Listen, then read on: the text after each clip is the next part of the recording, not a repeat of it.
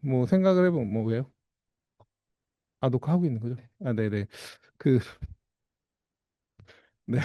그래서 뭐 제네 AI라고 하면 그 시대는 이제 지금 계속 이루어지고 있지만 지금 이제 우리가 사는 시대는 LLM이라고 하는 이제 그 자동으로 뭔가를 이해하는 것처럼 보이지만 결국에는 이제 저는 뉴럴 인덱싱이라고 표현하는데 방대한 양의 이제 문서 자체로 이름으로 인덱싱하던 걸 그러니까 그리고 누가 링크를 했는가를 인덱싱하던 걸 이제 내용으로 인덱싱하는 예전에는 사람들이 이제 파일 시스템에다 RDB를 각각 넣고 나서 인덱스에 파일이 여기 있으니까 알아서 보세요라고 했으면 지금은 문서를 가져다 놓으면은 자동으로 그 문서를 파싱해 가지고 그 내용을 인덱싱해서 저장하고 있다가 이제 나중에 조합하는 그런 에이전틱 AI 시대라고 하는데 사실 에이전틱 AI 시대에서도 뭐 아직 헐루시네이션은 많지만 우리가 뭐 여기 안에 설명 가능을 할 인공지능 할 게 많고 그 중에서도 제일 중요한 건 우리가 그 전 한 10년 전도부터 계속 많이 했던 그 슬랍 필링에 해당하는 그 빈 공간을 문서를 주고 채워내는 거를 제일 잘한다. 그래서 그 슬랍 필링 하나는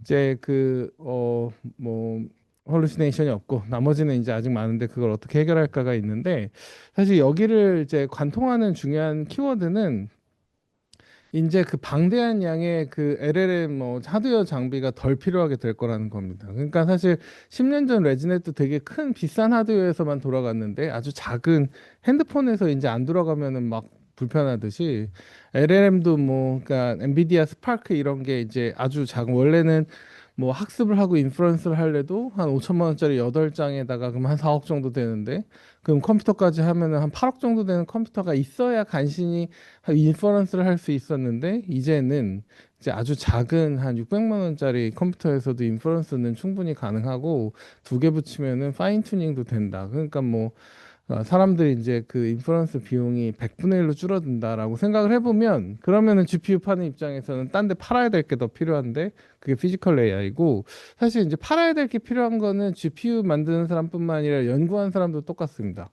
컴퓨터 비전 하던 사람들이 이제 컴퓨터 비전 새로 연구할 게 없으면 이제 가 멀티모달의 LLM을 하는 거고 LLM도 이제 좀 있으면은 새로 연구할 게 별로 없으면은 이제 물리적인 세계로 간다라고 하면은 원래 사람의 지능에서 인지하고 기억하고 행동하는 것까지 물론 이제 피지컬 AI는 또 나름의 굉장히 되게 큰 챌린지들이 있을 텐데 일단 피지컬 AI가 연구로서 미래 기술로서 그리고 미래 기술의 선점으로서 LLM을 아직 선점하지 못한 사람들에게는 되게 중요한 기회다라고 하는 걸 이제 사람들이 생각하고 있고 또 하나는 물론 거기도 설명하는 인공지능이 중요하고 전략 기술에서도 AI가 중요한데 뭐 에이전트부터 뭐 여러 가지가 있는데 그중에서 지금 제일 AI가 많은 영향을 미치는 걸 우리가 한눈에 볼 수 있는 건 보안입니다. 보안. 그러니까 뭐 쿠팡은 꼭 그런 사태는 아니지만 그러니까 왜냐하면 내부자의 그 이제 뭐 정보 유출이니까 이제 여러 가지 경우에 뭐 제미나이에게 물어봐서 해킹 코드를 받아가지고 했더니 뚫렸더라. 엔트로픽을 가지고 했더니 뚫렸더라. 이런 사례가 되게 많이 나오는 것처럼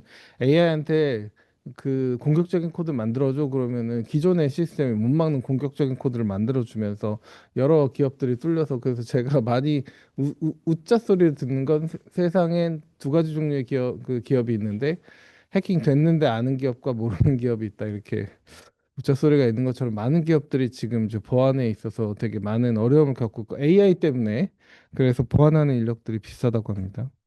그리고 또 하나는 이제 AI 에이전트인데 AI 에이전트에 대해서는 뭐 되게 말씀드릴 게 많지만 큰 틀에서 그냥 짧게 말씀을 드리면 그냥 그 AI 하는 사람들 두 줄리가 있었어요. 돈이랑 데이터랑 사람이랑 다 저한테 몰아주세요. GPU랑. 그러면 제가 초지능 만들어 드릴게요. 하는 사람이 있었고요. 또 하나는 그 이제 어떻게 사람도 법률이랑 의료랑 뭐 이렇게 여러 가지 금융이나 다 전문가가 있듯이 AI도 특별한 부분마다 전문가를 만들어야지 됩니다. 버티컬 AI라고 얘기하는 그 두 분류가 있었습니다.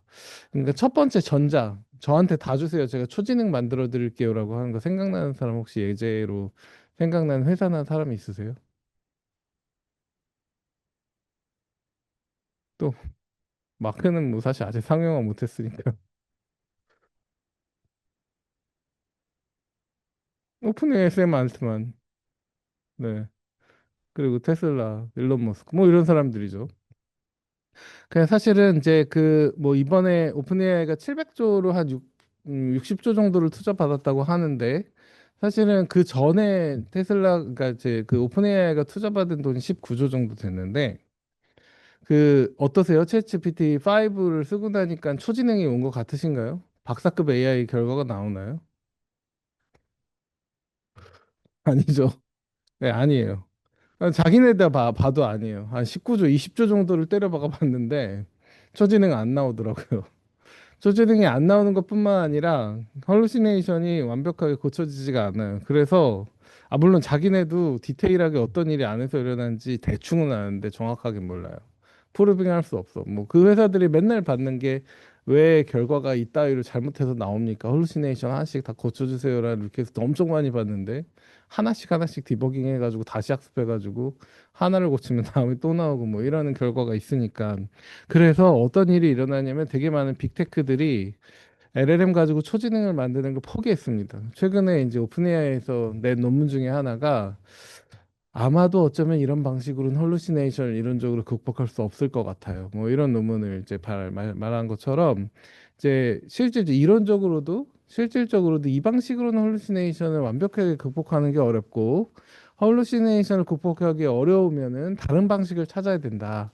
버티컬 AI를 가지고 있는 사람 회사를 사거나 투자하거나 그 데이터를 사거나 아니면 그쪽에 가가지고 배워야 된다. 그래서 사실 오픈 AI가 전 세계를 돌아다니면서 지사를 세우면서 여러 기업들에 투자를 하는 이유입니다. 나 혼자 다 할 수는 없어. 잘하는 전문가들을 모셔야지.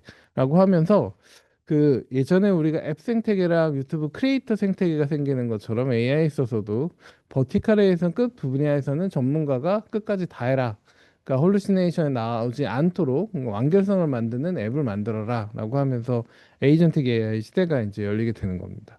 그러니까 사실 에이전틱 AI는 뭐 혼자 뜻대로 스스로 똑똑해지고 뭐 자율성이 있어서 뭐 더 좋기 때문에 한 게 아니라 빅테크가 포기해서 생기는 뭐 어찌 보면 니치 시장에 뭐 포기할 거는 사실은 어찌 보면은 뭐 정해져 있었는데 물론 빅테크가 놓지 않는 시장들이 있습니다. 제가 시간이 있으면 뭐 따로 또 말씀을 드릴 텐데 뭐 그래서 반응성이랑 목표 지향성, 사회적 능력, 뭐 목표 지향성보다는 반응성, 사회적 능력, 학습 능력은 LLM이 기본 능력을 제공했다.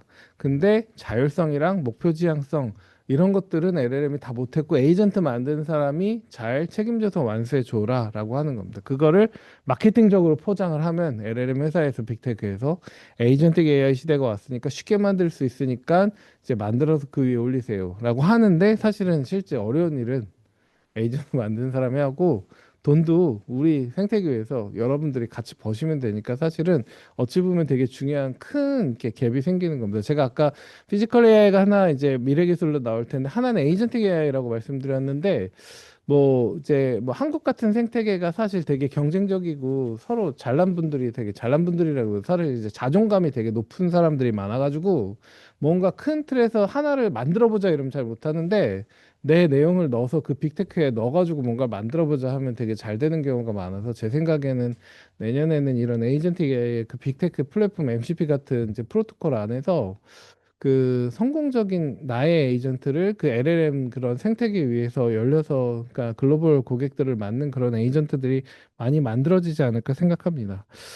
한 가지 근데 이제 조금만 더 깊게 보면은 이제 그 어떤 일이 있냐면 그 뒤에 조금 더 말씀드리겠지만 이게 조금 더 깊게 들어가서 설명하는 인공지능 XAI로 원래는 LLM의 보안만 책임지면 됐었던 거예요. LLM한테 질문하면 LLM이 어떻게 이상하게 답변하는 거, 어떤 가는 답변은 우리가 세이프가드라고 하는데 이상한 질문하면 맞고 이상한 결과 나오면 맞고 뭐 핵폭탄 만들어 주세요. 마약 어디 있나요? 뭐 이런 것들이요. 그리고 공격하는 코드 해주세요라고 공격하는 코드도 뉴스와 기사가 된 게 왜 구글이랑 엔소로피는 공격하는 코드를 막지 못하고 그대로 내버려 놨냐 이게 사실은 이슈가 된 거죠. 그래서 빅테크는 그걸 막는데 굉장히 되게 많은 이제 노력도 들이고 관심이 엄청 많이 있습니다. 근데 그러면 사실 에이전틱 AI가 사람들이 코딩이나 빌링에 굉장히 많이 쓸 것 같은데, 나 가가지고 그냥 그 뭐 속초에 있는 뭐, 그러니까 호텔 뭐 이번 주말에 예약해줘. 그럼 알아서 예약해 주는 거. 내 카드를 긁는 거죠. 그럼 그 중에 하나가 개인정보가 빠져나갔다. 혹은 뭐 여러 가지 이제 안전에 대한 리스크가 있다라고 하는 거를 그러면은 이런 플랫폼은 어떻게 책임질 거냐. 만약에 에이전트가 한 콜을 하기 위해서 다섯 개 에이전트가 서로 돌아왔으면 다섯 개 에이전트가 다섯 개 AI 에이전트가 다섯 개 AI 에이전트가 무슨 역할을 하는지 누가 잘못했는지 어디서 인포메이션이 리크됐는지 사실 플랫폼 제공하는 사람들은 로깅을 하거나 설명성을 우리가 담보하는 그런 여러 가지 이제 정보를 놓지 않으면은 나중에 이제 그 뭐 플랫폼을 만드는 리스크가 있겠죠. 그래서 물론 예전에도 앱을 만들 때 안전성을 위해서 테스트를 애플이나 구글이 엄청 되게 뻑뻑하게 한 것처럼 이렇게 앱 생태계가 있을 때도 이제 그 환경이 일어날 때보다 그 중요한 설명성, 문제가 있을 때 누가 먼저 문제가 만들었고 왜 그랬고 어떻게 고치느냐 이런 거에서도 에이전틱의 세계에서도 좀 더 분산된 설명성이 중요해지겠다라고 하는 게 좀 중요한 이제 뭐 내년까지는 아니겠지만 이제 활성화되면 후년 정도의 중요한 XAI 트렌드가 될 가능성이 높아 보입니다. 그래서 뭐 요거는 제가 뭐 AI는 이제 이렇게 되는데 AI가 XAI가 더 중요해지는 게 뭐냐면 뭐 MIT 그 뭐 비즈니스 리뷰였나요? 뭐 거기서 얘기했던 것 중에 AI를 그 적용하면 그 이제 AI 적용해서 잘 되는 이제 적용돼서 성공적으로 적용되는 확률이 50개 프로젝트 하면 몇 개 정도 성공할까요? 몇 개 정도 성공해가지고 실제 현장에 적용될까요? 두세 개. 네. 뭐 5%, 1%, 10%, 20% 이렇게 생각할 수 있는데 실제 MIT 얘기한 거는 컴퓨터 비전이랑 챗GPT 빼고는 5%다. 이제 컴퓨터 비전은 사실 뭐 아까 10년 정도 전부터 해서 뭐 원래 검증된 기술을 갖고 옆으로 이제 펼치는 경우가 많으니까 새로 뭔가 도전하기보다는 그래서 그렇고 챗GPT는 헐루시네이션이 있어서 사람이 고치니까 그렇고 그러면 이제 나머지는 새로 기술을 만들어서 사람이 쓰는 것만큼 해야 되는데 그게 그만큼 어렵다는 거죠. 근데 이제 문제는 뭐냐면 문제는 아닙니다. 그러니까 사람들이 무수한 노력을 많이 해서 물론 이제 그 5%보다 높게 성공하는 회사도 있고 적게 성공하는 회사도 있지만 실제 AI가 현장에 적용되는 상황이 더 많아졌고 현장에 운영을 할 때 만약에 중간에 문제가 잠깐 생기거나 하면 사실은 그때 우리가 해결책이 필요하다는 거죠. 뭐 최적화가 되고 나면 이제 그렇게 해서 안전성을 검증해서 최적화를 되는데 그때도 문제가 생기니까 그때 우리가 만약에 문제가 생기면 왜 그랬는지 어떻게 우리 고칠 수 있는지 이런 것들을 찾아서 잘하는 게 중요하다 이런 겁니다. 그래서 뭐 크게는 프로젝트들을 보면 뭐 데이터를 수집하고 그걸로 각각 알고리즘을 적용한 다음에 특정한 응용을 풀고 이 응용이 많이 적용될 수 있을 것 같으면 이런 이제 뭐 전체적인 플랫폼을 적용을 해서 뭐 하는데 반대 방향도 있습니다. 크게 인프라를 이제 뭐 많은 돈을 들여서 한 다음에 하나씩 하나씩 잘해보자. 보통 그런 단위의 프로젝트들이 많이 실패해서 AI 인프라를 엄청 투자했는데 왜 아무런 성과가 없느냐. 뭐 이런 경우도 있는데 그 대부분의 성공은 이렇게 뭐 POC라고 하는 것부터 잘 될 수 있는 것부터 밑에 밑에 해가지고 가는 경우가 많았다 이런 거고. 그래서 뭐 설명관의 인공지능 이제 제가 뭐 좀 길게 말씀드렸는데 뭐 요 부분이 좀 더 재밌으실 수도 있을 것 같긴 한데 뭐 그냥 한마디로 말씀을 드리면 피지컬 AI의 설명성과 그리고 에이전틱 AI의 설명성이 미래 기술에서 중요하다. 제가 그게 사실은 앞으로 오픈 퀘스천 중에 큰 틀에서 사람들이 관심 많을 것, 뭐 거기에 대한 표준화, 안전성 검증 이런 것들이 계속 중요하다 드리기 위해서 일부러 설명 가능 인공지능과 직접 관심이 적어도 이제 말씀을 드렸고 그다음에 이제 기술 연구는 이제 우리가 항상 얘기하는 것처럼 원래 있는 인공지능은 이제 이거의 의사결정을 잘 설명 못 하는데 우리는 이제 이게 왜 성공하는지 언제 실패하는지 언제 신뢰할 수 있는지 이거를 좀 알고 싶다 이런 거고 이제 그 법적인 것들도 웬만하면은 인공지능 기본법 그리고 EU AI 액트 그리고 미국의 시행 명령 그러니까 트럼프 대통령의 행정 명령 이런 것들도 다 안전성을 이제 특히 미국에 있어서는 공공에 들어가는 AI의 안전성을 담보하고 있어서 뭐 왜 그런지 설명해 와. 결국은 왜 그런지 설명해야는 어떻게 고칠 수 있는지 알아와. 근데 어떻게 고칠 수 있는지 알아와를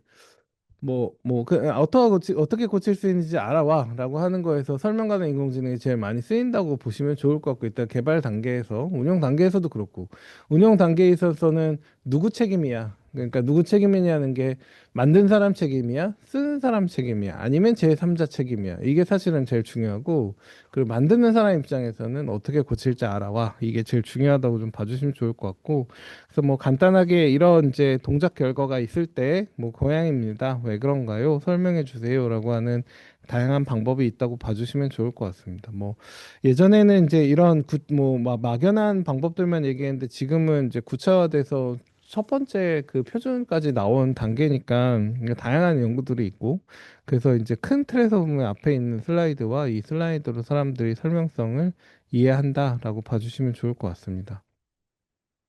저희가 이제 뭐 운이 좋게 그 한국에서는 치고 되게 장기로 2017년부터, 그러니까 뭐 내년 말까지 되면 거의 10년 가까이 한 연구를 진행한다고 봐주시면 좋을 것 같은데, 그래서 뭐 여러 연구의 단계가 있었고 지금 저희가 집중하는 건 당연히 응용을 이제 넓히는 것도 그렇지만 그 플러그 인 플레이 XAI, 그러니까 여러 다양한 AI들이 있을 때 이 AI가 쉽게 이제 우리가 뭐 AI 모델에 대해서 구체적으로 알지 않아도 설명을 생성하는 것을 정확하게 설명을 생성하는 그런 이제 뭐 프로토콜이 표준까지는 아니지만 아직 표준화 단계 표준을 하고 있고, 그래서 그런 기술을 만드는 걸 저희가 이제 계속 노력하고 있습니다. 뭐 첫 번째 5년 정도에서는 응용을 만들려고 많이 노력을 했었고요. 그래서 뭐 논문도 많이 쓰고, 그리고 이제 참여해 있는 뮬러 교수님은 그 이렇게 책도 이제 대학원생 교재로 할 만한 책도 쓰셨고, 그리고 이제 오픈 소스 프로젝트들도 많이 하고, 그리고 여러 이제 글로벌 학회에서 이제 워크숍도 개최를 했었고, 당연히 뭐 여기 보시는 것처럼 뭐 3대장이라고 얘기하는 AI 응용, 이제 제조, 의료, 금융 이렇게가 설명성을 많이 요구했고, 그 중에서도 물론 다 중요하지만 이제 금융에 있어서 신용평가에서 설명성을 담보해야 된다, 이런 관심이 되게 많았고, 왜냐면 AI로 신용평가를 해서 대출과 뭐 여러 금융에 적용하려고 하는 노력이 많으니까 당연히 의료에 있어서도 이제 설명가는 인공지능이 이제 중요해서 적용되는 게 많았고, 제가 최근에 그 어떤 의사 선생님한테 들었던 되게 중요한 재밌는 에피소드는, 의사 선생님이 환자를 받으셨는데 그 환자가 입원 환자고, 근데 그 이제 병원에 엑스레이를 자동으로 판별하는 AI가 있었대요. 근데 엑스레이 판별하는 AI가 그 이렇게 얘기했다는 거예요. 이 환자가 내일 24시간 내에 굉장히 되게 큰 리스크가 있을 가능성이 있다. 뭐 병명은 말씀하셨는데 제 기억이 안 나서 잘 모르니까.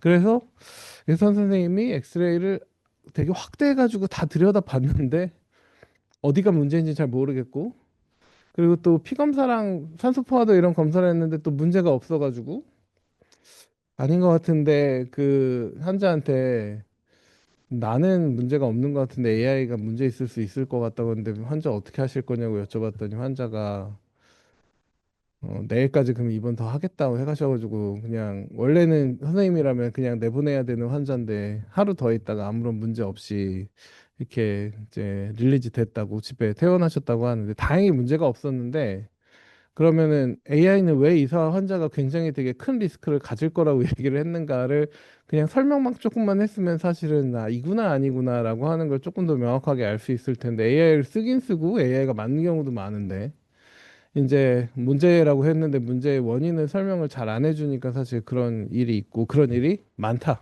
설명하는 인공지능 쓰지 않는 경우에, 물론 많은 경우에 쓰긴 하지만 물론 정확도도 문제가 되기는 합니다.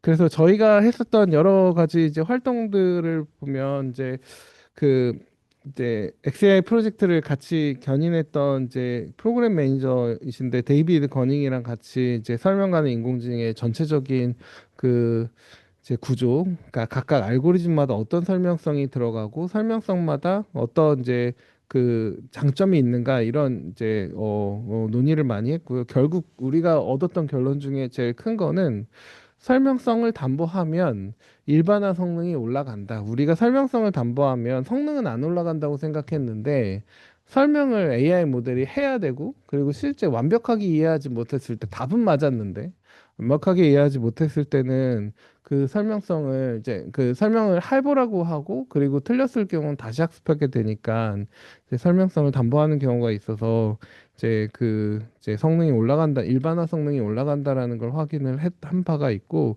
그게 최근에 그 중국에서 인터내셔널 컨그레스 오브 베이직 사이언스라고 하는 그런 이제 뭐라고 해야 될까요? 국제 기술과학 뭐 기술과학 뭐 대회 뭐 이런 데서 프론티어스 오브 사이언스 어워드라고 하는 걸 주셨습니다. 뭐 포지션 페이퍼로 상을 받는 뭐 그래도 뭐 그 뭐 저는 별로 한 일 없지만 이 분들이 되게 이제 잘 이런 걸 해주셔서 그런 일을 했었고 그리고 그 후에는 이제 그 최근의 일인데 이제 설명 가능 인공지능의 그러니까 로드맵을 어떻게 만들어야 되냐라는 걸 이제 여러 유럽에 있는 연구자들이 관심이 또 많아가지고 그래서 이런 이제 리뷰 논문을 같이 낸 바가 있습니다. Manifesto for XAI 2.0이고 그리고 이게 뭐 여러 가지 3.1부터 3.8, 3.9까지 뭐 그중에서는 우리가 어떤 개념을 잡아야 되고 어떻게 새로운 방법, 새로운 AI에 대해 설명을 해야 되고 그 차이가 무엇인데 설명성을 우리가 어떻게 더 이제 그 정교하게 만들어야 되고 설명성이라고 하는 근본은 무엇인가? 뭐 그리고 우리가 여러 응용의 설명을 할 때 어떻게 설명이 바뀌어야 되는지 그리고 이제 여러 AI의 부정적인 효과들을 설명을 통해서 막을 수 있는가? 뭐 이런 여러 가지 다양한 문제들을 이런 여러 이제 연구자들과 같이 이제 논의한 바가 있습니다. 뭐 제일 사람들이 지금 설명성 하는 하는 사람들이 제일 관심 있는 것 중에 하나는 설명이라고 하는 거를 하나의 그 이제 표준화된 수식으로 만들 수 있을까? 뭐 그게 이제 뭐 우리 센터 연구실에서도 박사과정 학생들이 하는 주제 중에 하나인데 뭐 저는 개인적으로 되게 많은 중요한 문제들이 수식으로 풀리지 않아도 계속 중요한 문제라고 생각하는데 뭐 수식으로 하면 조금 더 이렇게 등수도 나오고 뭐 좀 더 객관적인 것 같고 뭐 이러니까요. 뭐 그래서 네, 뭐 근데 이제 뭐 등수도 그렇지만 수치는 또 저희가 그 수치를 높이는 되게 이제 연구는 계속 하고 있지만 하나의 설명이라고 하는 중요한 메저를 우리가 이제 그 객관화할 수 있는가, 그러니까 공학적으로 객관화할 수 있는가, 요게 이제 또 중요한 이제 여러 사람들이 이제 관심 있는 주제라고 보시면 좋을 것 같고 이거는 이제 저희가 센터로 했었던 중요한 성과 중에 하나라고 저는 생각을 하는데 이게 2020년 11월 4일에 이제 설명 가능한 인공지능 신규 국제 표준을 그 국립전파연구원과 이제 과기정통부 국립전파연구원과 산업부 국가기술표준원이 같이 이렇게 이제 전문가단들과 함께 이제 신청했다 보면 21년도 2년 21년 보시면 이 문서가 ISO에 22년 11월에 신청된 원서고 그게 이제 우리나라 연구진이 이제 저희가 그때 했었던 설명 가능 인공지능 예제를 가지고 이런 표준이 필요하다라고 주장을 해서 여러 우여곡절 끝에 서울시립대 이재호 교수님 계속 그 저희랑 같이 연구를 하셔서 이제 올해 9월에 첫 번째 표준이 이제 나왔습니다. 뭐 사실 설명하는 인공지능 원래 연구하던 사람 입장에서 내용이 되게 새롭지는 않아요. 근데 이제 정의를 하고 그 중에서도 뭐가 중요한지 어떤 방법인지라고 해서 첫 번째 틀을 잡는 게 되게 중요한데 이게 왜 중요하냐면 그 AI 아까 말씀드린 것처럼 개인정보보호법도 있고 그리고 AI 기본법도 있고 EU AI 액트도 있고 그리고 행정명령도 있는데 설명해야 돼라고 하는 건 있지만 어떻게 설명해야 되는 거는 명확하게는 이제 그 큰 틀에서만 있거든요.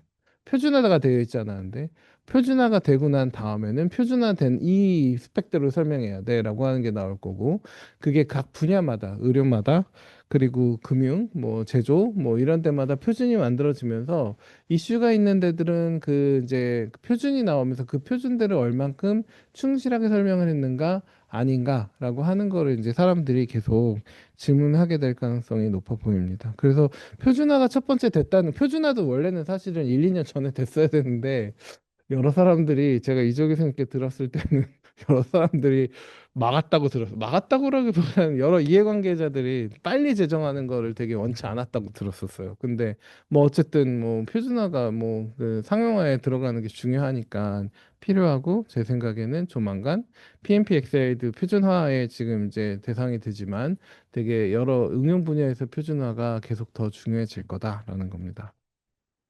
그래서 저희가 아까 PMPX에 말씀을 잠깐 드렸는데 이건 저희 이제 센터 연구실에 있는 이제 연구원들이 같이 힘을 모아서 만드는 그런 건데 개념 자체는 우리가 플러그 앤 플레이로 USB를 이제 우리가 활용을 하듯이 USB라는 건 장치를 꽂았을 때 장치를 자동으로 인식하고 거기에 맞는 장치 드라이버를 연결해서 장치가 어떻게 PC와 이 장치가 서로 통신할 수 있는지 무슨 용도로 활용이 되는 건지 인식을 해서 여러 응용 프로그램들과 연결해 주는 거라고 생각할 수 있는데 비슷하게 AI 모델이 있으면 얘가 설명을 해야 되는 이제 그런 리퀘어먼트가 있고 그러면 여기에 해당되는 모델 아키텍처를 찾아서 우리가 적용할 수 있는 알고리즘들을 확인하고 그 여러 알고리즘들을 자동으로 수행을 해서 설명성을 확인한 다음에 그 다음에 점수를 우리가 측정을 해서 그 점수 중에서 어떤 방법이 언제 왜 얼만큼 더 이제 좋게 잘 설명을 하는지를 이제 그 얘기해 주는 프로토콜이라고 봐주시면 좋을 것 같습니다. 우리가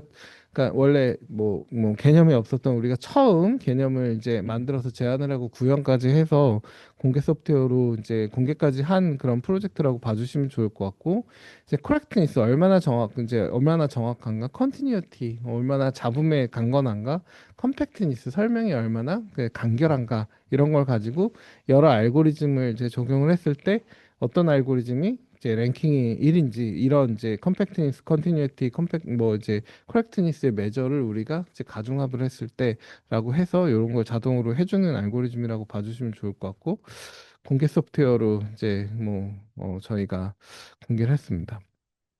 뭐 사실은 뭐 이런 표준을 만들어서 그러니까 리드를 한다 이러고 하는 거는 사실 기술 리더십이에요. 이 자체로 뭐 이 자체로 뭐 상용화해서 돈을 버는 것도 아니고 물론 이제 이게 되게 유명해지면 여기를 만드는 이제 기술에 참여했었던 분들은 몸값이 높아져가지고 빅테크가 가겠지만 이제 이런 리더십을 가지는 이제 그런 기술을 계속 만들어낸다는 것 자체가 되게 중요한 이제 기술 리더십의 명예라고 생각하면 좋을 것 같고요. 물론 이제 그 뒤에 얘를 어떻게 상용화할까?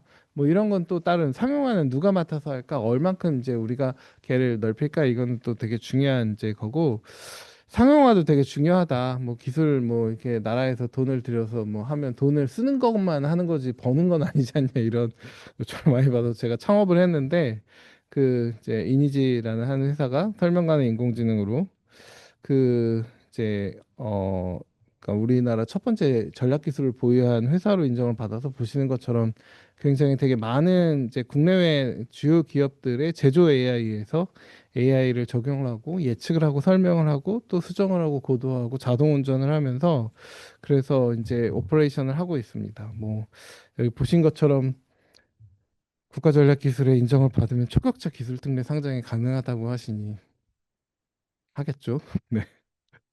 네. 아, 그래서 이제 뭐 중요한 건 뭐냐면 그 설명성이 그러니까 이제 뭐 제가 드리고 싶은 중요한 한 가지 여기서 말씀은 뭐 기술 사업화가 사실 쉽지는 않은데 이제 그 지금 사람들이 되게 많이 느끼는 것 중에 하나는 공개 우리가 논문에서 쓰는 되게 많은 벤치마크는 이제 원 클릭까지는 아니어도 파라미터 튜닝으로 1등을 만들 수는 있다. 근데 현장에서 적용되는 되게 많은 경우의 데이터와 운영에 있어서는 이제 파라미터 튜닝만 가지고는 운영이 안 된다. 그러면 AI 모델이 어떻게 학습이 됐는지 설명을 하고 확인하고 다시 검증을 해서 수정을 하고 이 과정을 여러 가지 거쳐야 여기 보시는 것처럼 운영을 할 수 있는데 이 과정에서 실제 세계에서 운영하는 경험도 되게 많고 뭐 실패도 뭐 실수도 많이 하지만 결국은 그래서 제조 데이터의 경우에는 뭐 제가 창업한 이니지가 아마 전 세계적으로 제일 많은 다양한 제조의 어려운 데이터들을 많이 경험하고 학습하고 갖고 있는 회사 중에 하나가 아닐까 생각합니다. 결국은 뭐 경험에 의한 학습이라고 봐주시면 좋을 것 같은데 경험도 사실 어려운 데이터를 받아봐야 아는 거고 어려운 데이터에서 학습을 해봐야 하는 거고 어려운 데이터를 운영을 할 수 있어봐야 하는 것처럼 테슬라가 아직도 사고를 내면서 전 세계에서 제일 많은 이제 안전한 AI를 만들기 위해서 경험하라는 것처럼 제조 시계열 데이터는 이니지가 제일 많이 갖고 있는 회사 중에 하나다라고 좀 봐주시면 좋을 것 같습니다. 그래서 뭐 시간이 많이 지났는데 그 아직 많이 좀 흥미를 갖고 계실 거라고 생각을 좀 해보고 좀 제가 이렇게 지금 동향을 말씀드리면서 좀 약간 이제 오픈 그러니까 리서치 퀘스천들을 조금 같이 이제 말씀드려 보려고 해요. 이제 아마 처음 보시는 분들도 계실 테지만 우리 연구실에 이제 학생들을 많이 봤겠지만 제일 중요하고 궁금한 거는 이제 LLM 내부에서 어떤 이제 일이 일어나는지 우리는 알고 싶다라고 하면 이제 여기 이제 되게 대표적인 예제인데 빅뱅 시어리가 이제 CBS에서 방영된다라고 했을 때 그러면은 빅뱅 시어리라고 하는 걸 이렇게 노란색처럼 밑에 있는 것처럼 없애버리면 CBS가 안 나오니까 그럼 다른 네트워크에서 이제 이 노드를 그러니까 카피를 해서 이제 그 하나씩 하나씩 카피를 해가지고 봤을 때 그러면은 처음에는 이제 CBS가 나오지 않지만 빅뱅 시어리를 우리가 없애면 여기 보시는 것처럼 CBS가 나오지 않게 되는데 왜냐면 빅뱅 시어리가 마스크드 아웃이라고 하는데 넉아웃이라고기도 하고 정보가 없으니까 대신 위에 빅뱅 시어리가 있는 곳에서 학습 이제 카피를 하면 특정한 노드에 이제 카피를 했을 때 CBS가 나온다라고 하는 걸 통해서 우리가 CBS가 LLM의 어느 노드에 있는지를 이제 알게 됩니다. 사실 이걸 조금만 더 확장을 하면 이제 마이클 조던이 원래 바스켓볼이라고 하는 걸 플레이를 했는데 마이클 조던이 바스켓볼을 플레이했다라는 거를 LLM의 어디 트랜스포머의 어느 노드에서 저장하고 있는지를 가서 이제 그 노드가 저장하고 있는 조건을 찾고 그리고 데이터를 찾아서 바스켓볼을 이제 베이스볼로 바꾸면 그 다음에는 마이클 조던이 플레이한 게 뭐야라고 하면은 이제 바스켓볼을 플레이했다라고 우리가 나오는 거죠. 그러니까 중요한 게 이제 이거는 어찌 보면은 모든 LLM에 적용되는 관점은 제가 곰곰이 생각해 봤을 때 아닐 수도 있을 것 같아요.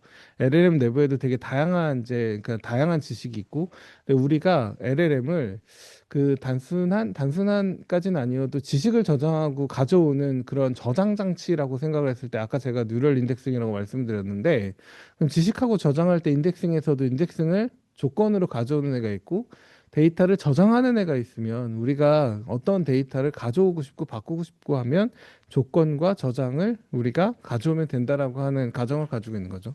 사실은 근데 되게 이 문제에서 가지고 있는 되게 중요한 가정들이 있습니다. 그거는 사실 이 연구소실에서는 뭐 데이비드 바워 교수님은 뭐 노가다로 해결했을 것 같다고 생각하는데 되게 중요한 가정은 뭐냐면 특정한 정보가 이 방대한 LLM에서 한 군데에서만 저장되고 있다는 가정이죠. 마이클 조던이 그러니까 바스켓볼 사실 중간에 뭐 아버지 돌아가시고 중간에 잠깐 야구한 적 있으니까 그러니까 마이클 조던이 바스켓볼 플레이했다라는 게 한 군데만 저장했다는 가정이 우리가 한 군데를 정확히 찾을 수 있다는 가정이에요, 사실. 뭐 그렇지 않죠. 그래서 되게 많은 경우에 실제 실험을 해보면 그렇지 않은 정보의 경우에는 이제 할 수 있는데 그럼 반대로 얘를 잘하기 위해서 왜냐면은 우리 되게 번거로우니까 지금 대통령 누구예요? 라고 하면 트럼프요. 아니 바이든이요. 아니 트럼프라니까요. 아 근데 그럼 지금 대통령 누구예요? 그러면은 바이든이라고 저장한 수많은 노드를 다 찾아가 가지고 이제 고치는 것들이 일이니까 사실은 인덱스를 사람이 손으로 하면은 그것만 딱 바꾸면 되는데 얘가 우리가 오가나이즈 되지 않은 어찌 보면은 피지컬리 로케이션이 얼라인 되지 않은 인덱싱이다 보니 그래서 이 고치는 게 사실 쉬워 보이지만 전반적으로 다 고치는 서비스에서는 어려울 수 있다. 그래서 제가 지난번에도 좀 말씀드린 적이 있는데 작년에도 LLM을 학습할 때 이런 이제 에디팅을 위해서 어떤 데이터가 어디 저장되는지 인덱싱을 잘 하는 게 중요한 이제 그 연구 중 인덱싱이 되면서 온라인 되면서 학습하는 게 중요한 것 중에 하나다라는 말씀을 뒤 예제를 보시면 조금 더 그게 더 이제 명확하게 보실 수 있습니다. 그 또 하나는 이제 여기 오픈 퀘스천이고 제가 저희 대학원생들한테 되게 여러 번 얘기했는데 아무도 관심이 없는 것 같은 아무도 관심이 없는 건 아니 좀 도전적으로 더 도전을 해야 되는데 제가 딴 거 하느라 바빠가지고 좀 잔소리를 좀 못 해가지고 진도를 못 빼고 있는 게 있는데 이런 겁니다. 그러니까 여기 빨간색으로 되어 있는 마이클 조던이 플레이한 게 뭐야라고 하면 조건문은 마이클 조던 플레이한 게 어디 있어라고 하는 거에 하이라이트거든요. 그러면 모든 어텐션 애들을 찾아가지고 마이클 조던이 언제 플레이하면 저 빨간색에서 잡혔어요라고 하는 걸 잡을 수 있어야 되는데 그럼 우리가 전수조사하고 싶으면 마이클 조던 플레이라고 하는 게 언제 어디서 액티베이트 돼 있나라는 걸 우리가 찾을 수 있다고 하면은 굉장히 되게 많은 LLM에 이제 설명성 문제를 해결할 수 있어. 또 반대로 뭐냐면 이제 마이클 조던 플레이하는 거는 알았어요. 여기서 빨간색으로 주황색으로 액티베이션 됐어요. 그럼 그 초록색 안에 바스켓볼이라는 게 있어야 되는 거잖아요. 바스켓볼 플레이한다는 게 있어야 되는 거잖아요. 그럼 바스켓볼이 그 안에 어디 저장돼 있느냐? 우리가 예전에 기계어로 이제 그 뭐라고 해야 될까 헥사 코드 열어가지고 아 여기 최재식이라는 단어가 여기 있었군 하면서 바꾸면서 이제 바꿔서 최재 뭐라고 바꾸면은 이제 뭐 교수 최재식 이렇게 바꾸면 원래 교수가 아니었는데 교수인 것처럼 이렇게 우리가 옛날에 헥사 코드 이렇게 하듯이 여기서도 비슷한 역할인 거거든요. 사실 그러면은 이제 배스킷볼이 어떻게 어떤 벡터로 인코딩 되는데 쟤를 다시 디코딩 하는가 이 두 가지가 사실 되게 핵심 기술입니다. 내가 한 5번 이상은 연구실에서 얘기한 적 있는 것 같은데 별로 진전이 없어가지고 제가 다시 한번 이 기회를 빌어서 한번 학생들을 푸시하면서 요거를 해결해야 된다. 아니면 기술에 밀려요. 중요한 문제를 계속 안 하고 덜 중요한 문제를 계속 풀면. 아니 덜 중요한 문제 풀거나 계속 따라가는 것만 하면 뭐 어쨌든 그 두 개 되게 중요한 이제 그 오픈 퀘스천 중에 하나고 빅테크에서 뭐 되게 여러 가지 계속 하고 있겠지만 또 하나는 이제 그 저희 박사과정 학생이 이제 가져온 되게 재밌는 예제인데 그 여기 세이프가드라는 게 어디 있는지를 우리가 확인할 수가 있습니다. 그 뭐 예를 들면은 인종차별적인 농담 해줘라고 하면 원래는 몰라요라고 하는데 그러니까 특정한 노드를 스킵을 하거나 아니면 저 빨간색만 이렇게 딱 디스이ने블 해보면 그러면은 이제 그 인종차별적 농담을 해줘 그러면 여기 있어요라고 하면서 욕을 막 하는 거죠. 그 욕은 어딘가 저장돼 있는데 저 빨간색이 있는 애가 인종차별적인 농담을 해줘라고 하면 답변으로 모른다고 해라고 하는 답변을 하는 거죠. 이게 사실은 그 아까 제가 얼라이먼트라고 얘기한 거랑 되게 비슷한데 빅테크는 굉장히 되게 관심 많은 거예요. 빅테크는 아예 바깥에 따로 레이어를 만들거나 룰이나 LLM으로 이런 일 있으면 다 모른다고 해. 아니면 이런 내용 나는 거 다 잡아. 근데 그런데도 나가죠. 근데 이제 얘도 우리가 그 이제 그 세이프 가드가 저 빨간색이 있는데 이 세이프 가드가 우리가 원하는 곳에 항상 원하는 방식으로 잡히는 게 아니거든요. 어떨 때는 저 빨간색 저기 있는데 어떤 경우는 그 다음 레이어에 있기도 하고 어떨 때는 반만 만들어지기도 하고 어떨 땐 성차별과 인종차별이 같이 있기도 하고 지역차별이 빠지기도 하고 등등등. 그래서 이제 걔를 얼라인해서 특정한 레이어에 걔가 있는 걸 우리가 확인을 하고 걔가 학습되게 하는 거죠. 그때도 엑셀가 필요합니다.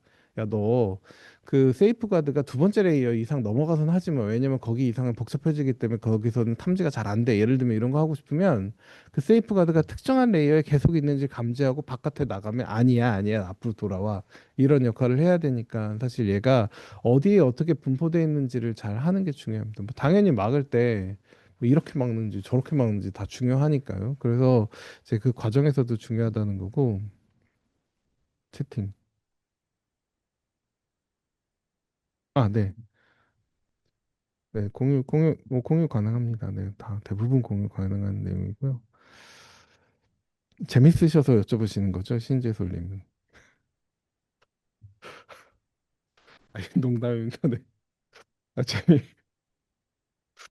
뭐, 아니, 끝날 시간은 지났는데요, 제가. 아, 조금만 더 할게요, 네.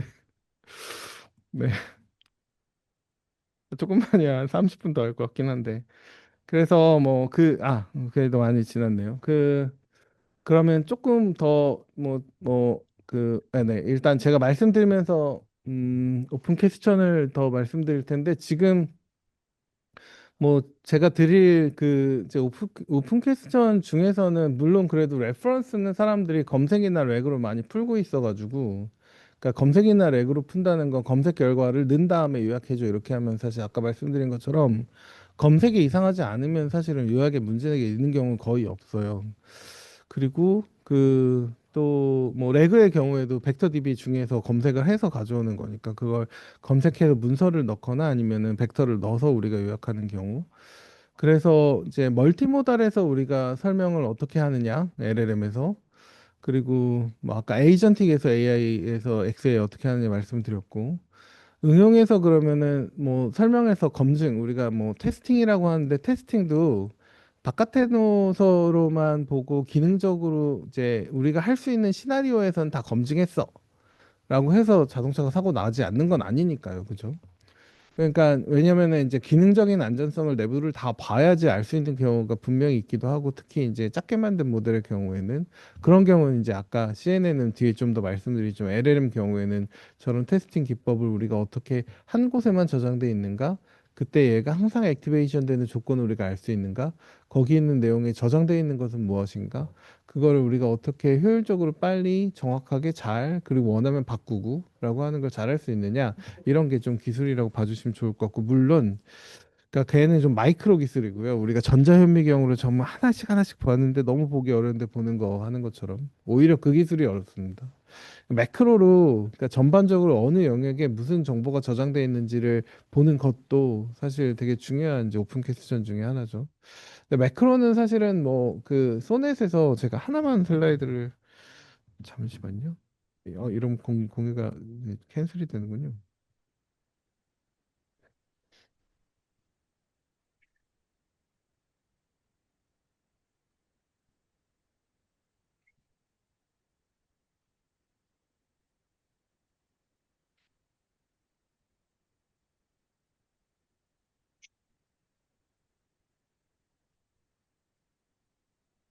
지웠나 보네요.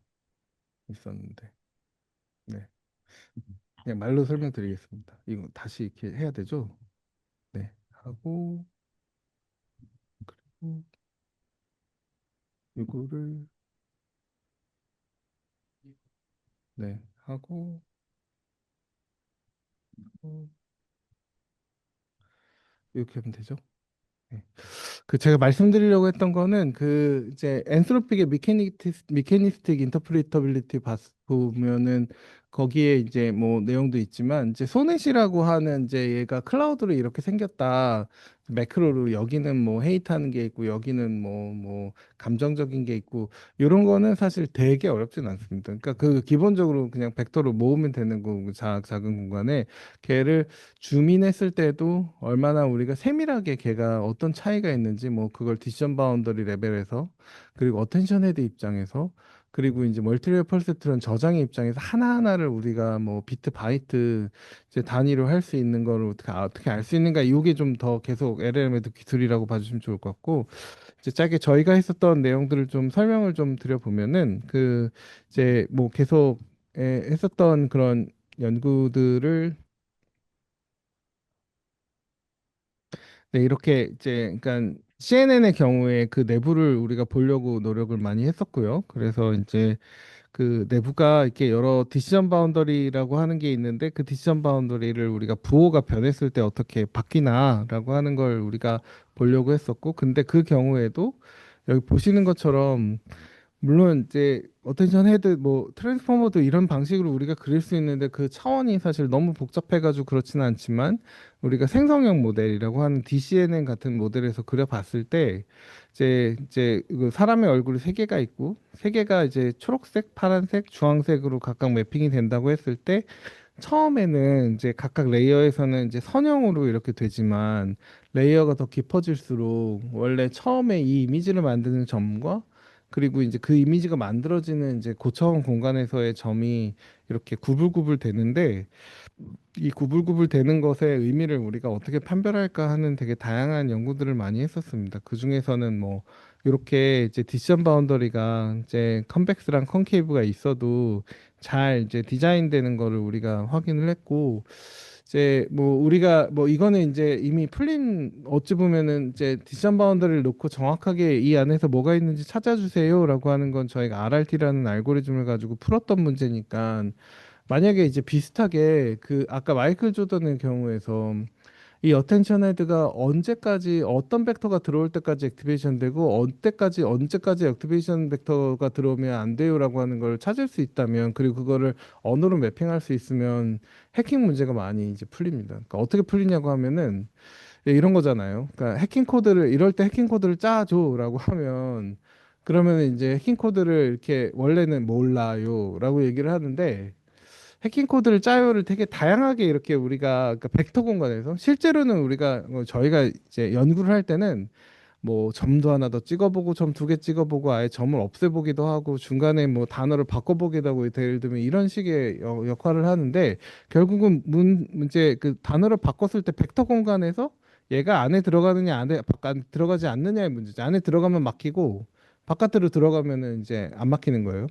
근데 사실 비슷하게 이 안에서 벡터 공간 사이에서 탐지를 한 다음에 역으로 디코딩을 하면은 이게 디시전 바운드를 넘어서 안 탐지될 때가 넘어가면은 그때 바로 이때는 이 그리고 넘어가는 걸 바로 디코딩을 하면 이 문서들은 이 문장들은 다 이제 얘를 벗어나는 거구나라는 걸 알 수 있게 되는 거죠.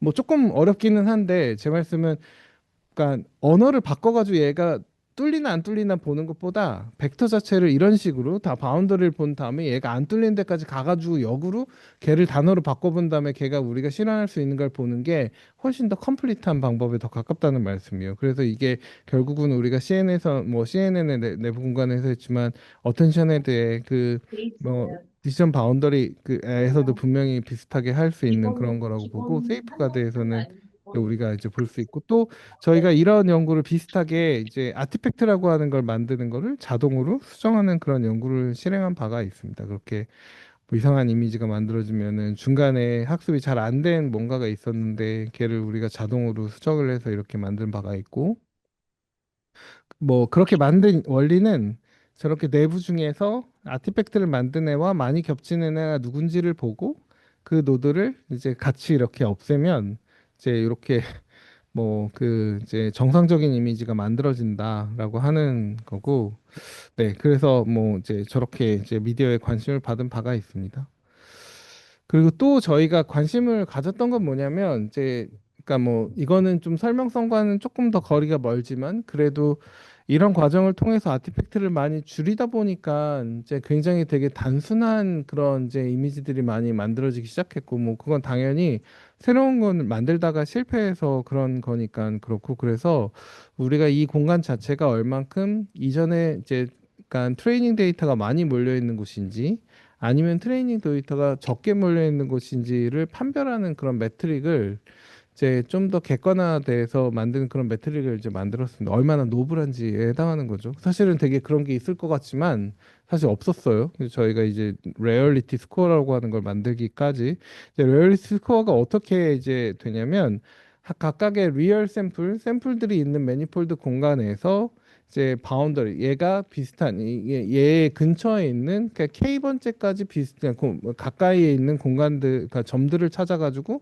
원을 그립니다. 그게 이제 각 샘플마다의 원이고 새로 우리가 어떤 생성한 거를 만들었을 때 이제 이 생성한 걸 포함하는 원 중에서 레디우스가 가장 이제 그 우리가 큰 거를 찾아가지고 그래서 걔를 이제 걔 계정 큰 거죠? 계정 작은 거를 찾아가지고 걔를 리얼리티 스코어라고 하는 거죠. 그게 무슨 뜻이냐면 이 중간에 있는 것처럼 사람들이 많이 모여 있는 곳에서는 새로운 샘플을 해도 리얼리티 스코어의 레디우스가 작고 그리고 이제 저 왼쪽에 있는 것처럼 사람들이 적게 이제 생성한 곳에 가가지고 생성을 하면은 그 원이 큰 것에 들어가니까 이 큰 것은 주변에 샘플이 별로 없는 거거든요.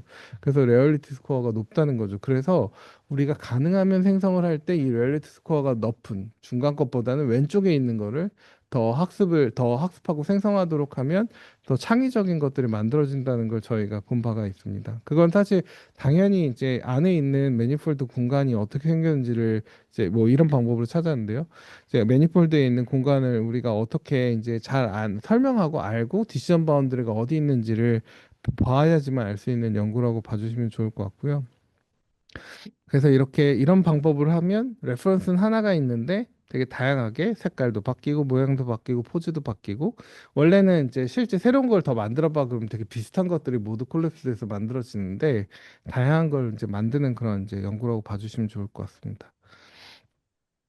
또 저희가 이제 이런 연구를 또 이제 뭐 응용을 해서 또 하다 보니까 이제 어떤 특정한 이제 노드들이 특정한 프리퀀시를 가지고 있는 노드의 액티베이션을 이렇게 많이 높이면 그러면은 왼쪽에 있는 이미지가 오른쪽에 있는 것처럼 조금 더 구조는 크게 바뀌지 않지만 창의적인 것들이 만들어지는 새로운 것들이 더 만들어지는 걸 발견했어요. 얘를 이제 뭐 했었던 이유는 아까 말씀드린 것처럼 아티팩트가 있는 거를 막 지워서 모드 콜렉스가 나오는 건 오히려 더 쉬운 일이고 얘가 원래 하고 싶었었던 다양한 이미지를 만드는 게 더 어려운 일이라 그래서 생성되지 않은 공간에 계속 가보고 그 중에서도 좀 더 창의적인 게 무엇인가 가보고 라고 이제 해서 저희가 이렇게 창의적인 걸 만들어줘라고 하면 이제 이렇게 만들어지는데 중간에 있는 것처럼 만들어지는데 오른쪽은 에디셔널 데이터를 가지고 좀 이제 뭐 임의적으로 좀 더 창의적이게 만든 겁니다. 그래서 우리가 본 건 원래는 생성형 AI를 보면 눈 만드는 애, 코 만드는 애, 입 만드는 애, 바퀴 만드는 애, 그룹 만드는 애 이런 게 있는 줄 알았는데 그 중에서는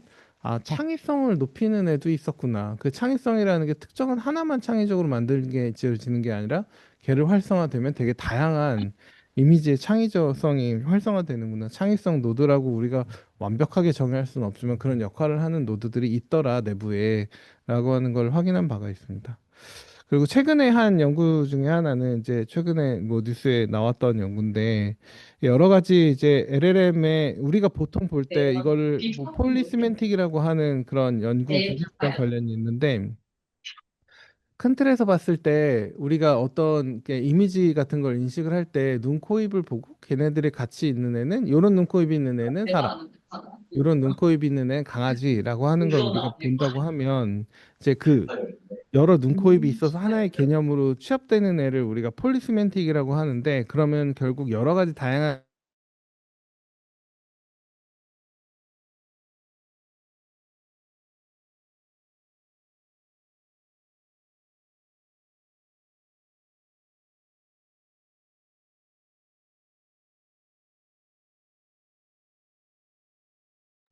네, 동일한 레이블에 대해서 만들어지는가 요거를 이제 확인한 바가 있습니다. 그래서 요 두 가지를 보면 이제 얼마나 인접한 레이어에 있는 애들이 같이 액티베이션 되는가 이 노드들이 어떤 동일한 타겟에 대해서 함께 액티베이션 되는가 이거를 확인해서 보면 뭐 예를 들면 눈이 언제부터 만들어져서 언제까지 이제 만들어진 저 빨간색이 눈의 액티베이션 눈을 이제 형성하는 데 기여하는 그런 노드들이고 이제 파란색이 이제 꼬리를 인식하는 데 만들어지는 애고라고 봐주시면 좋을 것 같습니다. 요게 뭐 사실 저희는 한 개념이 언제부터 언제까지라고 봤는데 결국은 체인 오브 숏이라고 하는 것도 비슷한 게 이제 LLM에서도 특정 어텐션 헤드가 만들어서 값이 바뀌고 나면 다른 어텐션 헤드가 받아서 이제 그 값을 바꾸는 것까지 어떻게 우리가 그 뭐 수억 개의 파라미터가 있는 걸 체인으로 연결을 해가지고 이제 우리가 이런 식으로 판별할 수 있을까라고 하는 게 우리가 체인 오브 숏은 뭐 AI가 LLM이 똑똑하니까 그 내부의 질문과 답을 받아가지고 결국 똑똑한 일을 해라고 생각을 하지만 그 안을 열어보면 이제 특정한 일을 할 때까지 어떤 질문을 받아서 답변하는 애 그리고 답변을 또 다 받아서 또 이제 해결하는 애 그러면 체인 오브 숏이 틀렸다. 라고 하면 그 색깔 칠한 애들만 가져가가지고 고치면 사실 체인 오브 숏이 수정이 될 수 있거든요. 예를 들면은 수학 문제 풀이는 맞는데 수학 문제의 답은 맞는데 풀이가 틀리는 이제 LLM이 많이 있다라고 했을 때 물론 그걸 우리가 가서 손으로 다 고칠 수는 없겠지만 왜 이런 결과가 나온지는 알 수 있게 될 것으로 생각하고 앞으로 이런 연구를 LLM에서도 사람들이 많이 할 거라고 생각합니다. 네, 저희 학생들도 더 많이 해야 된다고 생각을 하고요. 네. 그래서 이제 구체적으로 보면 이런 이제 그 플로우라고 봐주시면 좋을 것 같고 그리고 여기 타이틀은 틀렸는데 저희가 이제 뭐 설명관의 인공지능의 이제 그 입력 기여도를 정확하게 찾으려고 하는 노력을 많이 합니다. 입력 기여도는 샤플리 밸류라고 하는 거를 많이 쓰는데 이제 우리가 뭐 요런 테스트 이 테스트가 뭐냐면 그러니까 이제 그 각각의 설명관의 인공지능 알고리즘한테 제일 중요하게 생각하는 노드부터 제일 덜 중요하게 생각하는 픽셀까지 이제 랭킹을 매겨보라고 한 다음에 제일 중요한 픽셀부터 아까 보신 것처럼 마스크드 아웃을 하면 원래는 만약에 고양이다 그럼 제일 중요한 픽셀부터 꺼보면 고양이 스코어가 떨어지기 시작할 테니까 어떤 알고리즘이 고양이 스코어를 제일 빨리 떨어뜨리냐라고 하면 이제 걔가 인지도 잘하지만 설명도 잘한다 이런 가정으로 그래서 이제 여러 알고리즘들이 이제 더 빨리 떨어지도록 하는 건데 저 DJ라고 하는 이제 저희 이제 그 센터와 이니지가 같이 개발한 알고리즘이 여기 이제 그 빨간색 초록색으로 되어 있는 인티그 그레디언트 이론적으로는 제일 정확하다고 알려져 있는 구글의 알고리즘보다 더 빨리 이제 우리가 마스크드 아웃 했을 때 점수가 떨어지는 걸 보아서 그래서 이제 더 벤치마크에서 더 이제 정확하게 설명하는 알고리즘이다라고 이제 저희가 얘기하고 있고 근데 물론 이제 이게 끝은 아니고 그러니까 조금 더 이제 우리가 최근에 저희가 최근에 했었던 연구를 보면 그 샤플리 밸류라고 하는 거에 되게 중요한 가정이 각각의 플레이어들이 서로 독립적으로 관여한다는 건데 우리 이미지에서는 또 이미지가 아닌 뭐 여러 가지 단어에서는 서로 상관관계가 많이 있기 때문에 그 입력들이 서로 양의 상관관계를 가질 때 음의 상관관계를 가질 때 우리가 이런 샤플리 밸류 기반으로 그러니까 입력 기호들을 구하는 게 어떤 의미가 갖는가라고 하는 걸 봤을 때 양의 상관관계를 가질 때는 그대로 샤플리 밸류를 계산하면 안 되고 이런 식으로 이제 다른 이제 그 수식을 해야지만 사실 샤플리 밸류의 참값이 만들어지고 음의 상관관계를 가질 때는 이제 정확하게 샤플리 밸류를 구하는 게 일반적인 조건에서 불가능하다라는 걸 먼저 증명을 하고 그다음에 이제 요 수식에 기반해서 우리가 샤플리 밸류를 이제 확인을 했을 때 조금 더 정확하게 샤플리 밸류를 계산할 수 있다는 그런 이제 연구를 진행했습니다. 근데 한 가지 좀 제가 여기서 오픈 퀘스천을 좀 더 말씀드리고 싶은 게 뭐냐면 그러니까 뭐 딥러닝에서 입력 기여도를 계산한다고 할 때 그 입력 기여도에서 그 기여도 자체는 물론 우리가 미분값이라고 하지만 미분을 이제 포인트에서는 하진 않고 적분을 하는데 베이스 포인트라고 하는 그럼 어떤 베이스 포인트라고 하는 곳에서 나오는 게 최적 이거는 사실 베이스 포인트를 제가 정의를 하지는 않아서 아마 처음 듣는 분은 이해가 가시 아직 않지 않으실 텐데 그러니까 그 이제 포인트에서 그러니까 어떤 특정한 점에서만 조금 이제 그 미분을 계산해서 설명을 하는 거는 정확하게 설명하는 게 불가능하다. 그러면 이제 우리가 그 백그라운드라고 하는 가정이 있는데 그 백그라운드 가정을 어떻게 베이스 포인트라고 하는 걸 어떻게 잡는 거를 해야 되느냐라고 하는 뭐 정확한 해는 아직도 되게 오랫동안 사람들이 고민했는데 풀지 못한 숙제이긴 합니다. 뭐 그게 하나가 남아 있고 또 하나는 샤플리 밸류라고 하는 걸 우리가 계속 생각하면서 쉐입이라는 것도 하고 뭐 라임이라는 것도 하고 하는데 제 딥러닝에 생각하는 실체적인 가정과 샤플리 밸류가 생각한 가정이 정말 여기서도 이제 우리가 한 거 하나는 가정이 틀리니까 값이 틀리지 않을까 이 생각. 왜냐면 샤플리 밸 그러니까 딥러닝이 샤플리 밸류의 가정을 만족하지 못한다라는 무수한 많은 예제와 카운터 이그젬플이 있어요. 뭐 이것뿐만 아니라 근데 그 중에서 하나를 이제 우리가 얘기한 거고 사실 이걸 만족한다고 하더라도 이 식이 참값이다라고 하는 걸 우리가 실질적으로는 증명할 수는 없는데 원래 값보다는 좀 더 이제 원래 샤플리가 구하는 것에 비슷하다. 그러면 설명 가능 인공지능에서 샤플리 밸류 엄청 많은 사람들이 이제 그 디펜드 하고 있는데 샤플리 밸류에 대안은 없는가? 샤플리 밸류가 맞는 값인가? 요게 사실은 이제 되게 중요한 이제 오픈 퀘스천 중에 하나라고 좀 봐주시면 좋을 것 같습니다. 왜냐하면 샤플리 밸류가 더 이상 LLM 시대에서 입력 기여도로는 중요한 설명의 이제 매저로서는 중요한 기여를 하지 못하고 있기 때문에 왜냐하면 대부분의 경우 입력뿐만 아니라 학습 데이터와 그 내부에 노드에 무엇이 있는지에 따라서 결과가 나오니까 그래서 새로운 설명을 위한 이론이 무엇이 돼야 될까도 중요한 이제 그 오픈 퀘스천이 될 수 있을 것 같습니다. 뭐 제가 빠르게 좀 이제 나머지 마무리하면 저희가 이런 걸 가지고 음성에서도 문제를 찾아서 이제 자동으로 수정하는 연구를 했었고 그리고 음성 생성에 이제 뭐 여러 뭐 이제 그 피치나 아니면 성별이나 이러는 거를 바꾸는 연구도 같이 삼성이랑 또 저희가 진행을 했었고 타코트롯이라는 모델로 그리고 시계열 모델에서도 여러 다양한 풀링 방법들이 있는데 풀링 방법을 어텐션처럼 찾아서 얘가 왜 언제 액티베이션 됐고 언제 액티베이션 잘 못 됐는가 이런 것들을 시각화하는 그런 연구도 이제 수행한 바가 있습니다. 뭐 이거는 설명을 위해서 한 건 아니지만 빨간색으로 되어 있는 부분이 지금 각각의 풀링 모델들이 이제 보고 있는 곳이라고 봐주시면 좋을 것 같은데 그럼 이 보고 있는 빨간색을 보고 얘가 지금 맞게 보고 있는가 틀리게 보고 있는가 이런 걸 확인할 수 있는데 그냥 일반적인 풀링을 썼을 때는 잘 나오지 않지만 다양한 풀링 방법을 썼을 때 그 특징을 정확하게 우리가 볼 수 있다라고 하는 걸로 봐주시면 좋을 것 같습니다. 그 제가 마지막으로 드리고 싶은 말씀이 그 AI 시대가 뭐 하고 있는 사람 뭐 해야죠. 그러니까 안 할 수 없죠. AI가 사실 되게 그 이제 그 뭐 그러니까 제가 이렇게 말씀드리는 거는 AI가 반드시 해야 되긴 하는데 돌고 돌아 빅테크만 돈 버는 이제 그 패스를 되게 여러 번 반복하고 있는 경우가 있어서 그러니까 이제 연구를 하는 게 안 중요하다 이런 건 아니고 그러니까 연구를 한 새로운 연구한 게 정말로 내가 한 번 배워봐서 나도 AI를 공부할 수 있어라고 하는 게 아니고 업으로 AI를 R&D를 새로운 기술을 만들었다고 하면 그 새로운 기술이 그러니까 산업을 만들 수 있는 것에 대한 증명을 많이 요구하는 시대에 살고 있습니다. 그러니까 뭐 논문 썼어? 그게 끝이 아니고 논문도 몇 천 개가 나오니까 논문 쓴 게 정말로 돌아가? 그럼 데이터는 만져봤어? 그 학습 데이터 누가 가공해 놓은 거 말고요.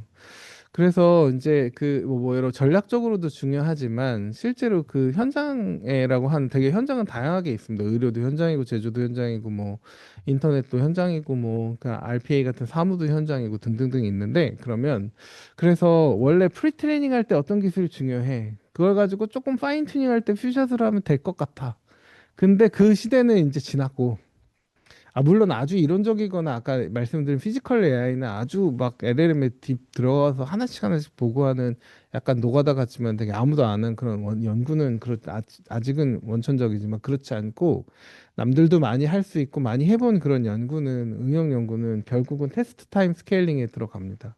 뭐 자율주행 자동차 10년 만들어 가지고 이제 뭐 레벨 3 나오고 이러는 것처럼 의료에서도 되게 오랫동안 만들어서 이제 아까 아직도 부족하지만 XAI가 현장에서 쓰고 있는 것처럼 제조도 이니지가 하고 있는 것처럼 그래서 그 AI에 있어서도 그 테스트 스케일링이 굉장히 중요하고 정말로 사람들이 쓸 때 이제 그 사람들의 그 높은 그 까다로운 이제 뭐 서비스에 대한 이제 정확도를 만족할 수 있는 거 뭐 우리도 당연히 ASBS 1등 아니면 잘 안 써요. 제미나이 뭐 연구할 때 제미나이 아니면 그냥 일반적으로 물어볼 때 챗GPT 뭐 그럼 당연히 코딩할 때도 제일 좋은 거 쓰지 뭐 안 좋은 거 쓰나요 일부러? 그러니까 사실은 이제 그걸 만드는 과정에서 테스트 타임 스케일링이 중요하고 우리 연구도 그때 설명가는 인공지능의 툴이 테스트를 좀 더 고도하게 하는데 이제 중요한 역할을 할 수 있다라는 말씀을 드리면서 저는 마치도록 하겠습니다. 감사합니다.